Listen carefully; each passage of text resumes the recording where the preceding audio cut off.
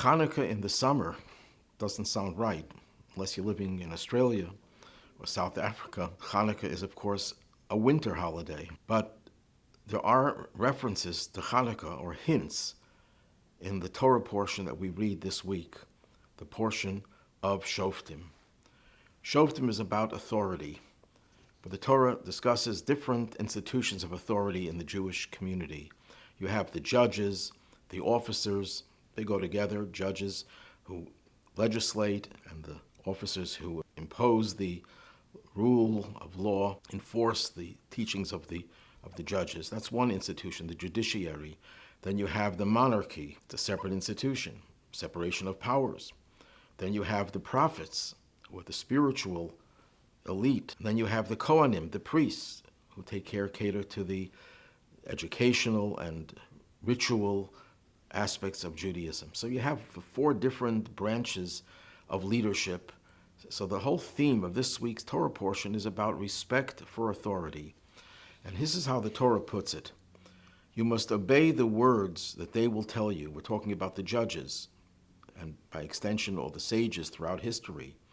You should carefully obey everything they instruct you. You should act in accordance with the teachings that they instruct you and according to the judgments they issue to you. You must not divert from the words they tell you, either to the right or the left. Well, what does that have to do with Hanukkah?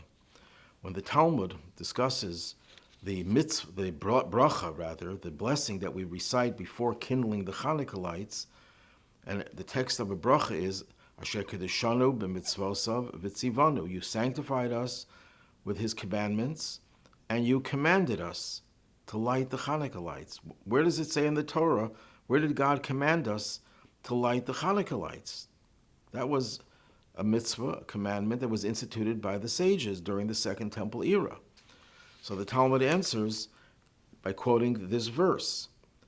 The Torah tells us not to divert from the words of our sages, either right or left. So God commanded us to listen to the sages. So the blessing goes, we're thanking God that he has commanded us to listen to the words of the sages, who in turn commanded us to light the Hanukkah lights. So indirectly, God commanded us to light the Hanukkah lights.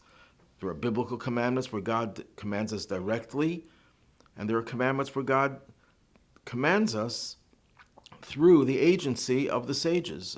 Another example, well, not a perfect example, is honoring a parent. A parent asks you to do something for them. You have a biblical obligation to follow what they say. But it's the parent who's ordering you, not God. And the answer to that is, but what did God say? God said, I want you to obey your parents. So even though your parents are the ones who are giving you the commandment, God didn't say you should bring something from the store. If that's what they asked for, God says to listen to them. And if they tell you to bring something, then indirectly God is commanding you to do it. Same thing over here. Every mitzvah that the rabbis instituted, such as Hanukkah, is based on the authority that God gives them. There's also another hint to the Hanukkah in this verse. The Hebrew words, yagidu lecha, that they tell you, the words of the sages that they tell you, numerically adds up to the same gematria, the same numerical value as the word Hanukkah. That's a hint, but it's more than just that hint. The fact that the Torah tells us we shouldn't deviate from what they tell us, right or left. Why does the Torah use that expression, right or left? Well, that's directly related to Hanukkah. The original location for lighting the Hanukkah menorah, the Talmud says, is on the outside door of your home, where you have the mezuzah on the right side and the Hanukkah menorah on the left. So Hanukkah encompasses right and left. And that's hinted over here in the Torah, that the whole basis for observing the Hanukkah menorah lighting is because the rabbis were given the power and that we're not supposed to deviate right or left. So here is another hint to the menorah. Now, what exactly is this commandment trying to tell us? Trying to impose upon us respect for authority. Now, we're living in an age where authority is constantly being questioned. People are rebelling against authority. The 60s it started, but it continues to this day, where people do not respect authority, whether the authority is the government or any of the other institutions that impose its will on us, we are skeptical, we are doubtful about their intentions and whether they know what they're talking about and who are they to tell us what to do. Where does that come from? Where does that spirit come from? Which is the very antithesis of the spirit of what we just said before, that Hanukkah, we light the Hanukkah candles because we respect authority, even if it's not God directly telling us, even if it's God telling us to listen to the sages. And the same thing is true in this week's Torah portion.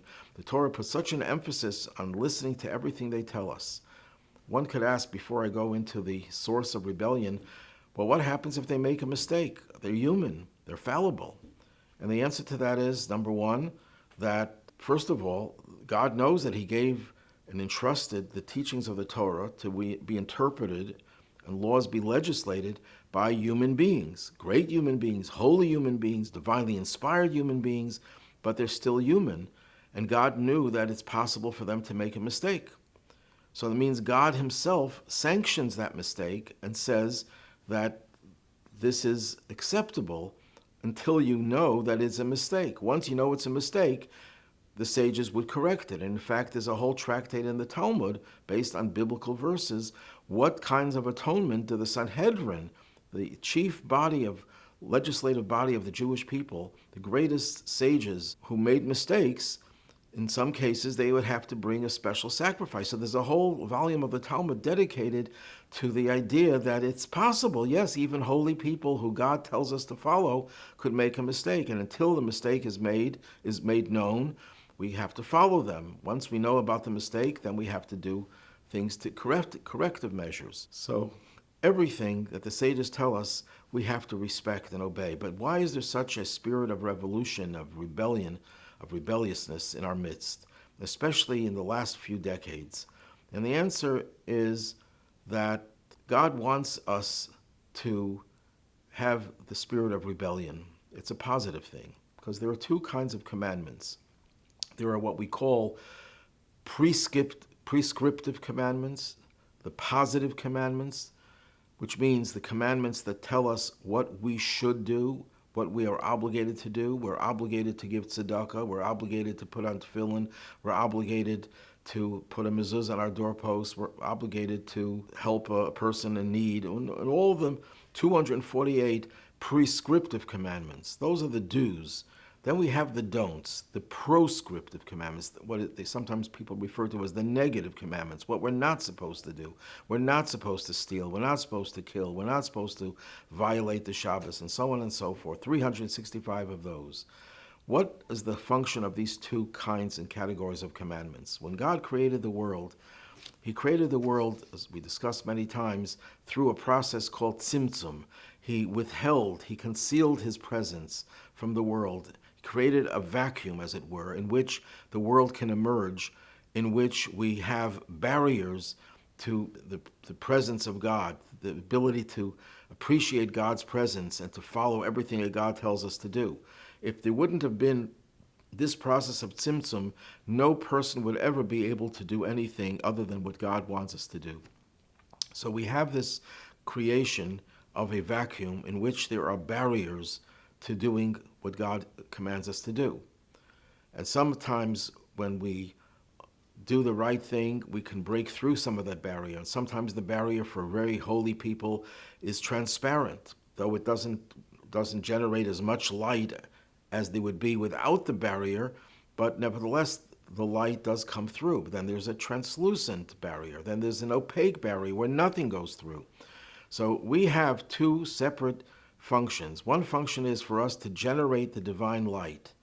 But the problem is that if we generate that light and there's a barrier, an opaque barrier, it's not going to reach us. It's going to be waiting outside, so to speak, waiting for us to remove the barrier. So we have these proscriptive, negative commandments that break down the barriers, that enables the light of the positive mitzvahs that we do to go through. But if a person wouldn't do positive mitzvahs and they break down barriers, there'd be nothing for them to appreciate because the light isn't there, wasn't generated. If we just had the positive commandments, it'd be a lot of light, but it wouldn't reach us. So we need both. The two different kinds of commandments generate two kinds of attitudes within humanity. The positive commandments generate an attitude of love, of closeness, of the desire to embrace God and his teachings. The negative commandments generate within us a spirit of rebelliousness, rebelling against the things that stand in the way of God being able to reveal himself to us, breaking down the barriers, piercing through the opaque curtains that block out the godly light. Because we're living so close to the coming of Mashiach, that spirit of rebelliousness needs to be stronger than ever. The problem is that spirit of rebelliousness was given to human beings who have free choice. We can take our gifts, like take the gift of love, take the gift of kindness, and we could use it in misguided ways. You can think you're helping a drug addict by giving him money so we can buy more drugs. That's motivated by love, motivated by kindness, but it's the wrong kind of love and kindness. One can take love to extremes where they love in a way that's illicit forms of love and relationships. So you're taking the gift that God gives us, the gift of embracing God, the gift of love, the gift of kindness, and diverting it in the wrong way, in the wrong direction.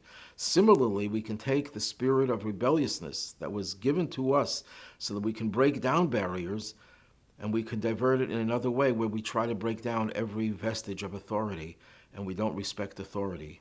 So the message of Hanukkah is that we have to have the right and the left intact. We have to know when to use the right, when to use love and kindness and positivity, and when to use the left, when to use rebelliousness.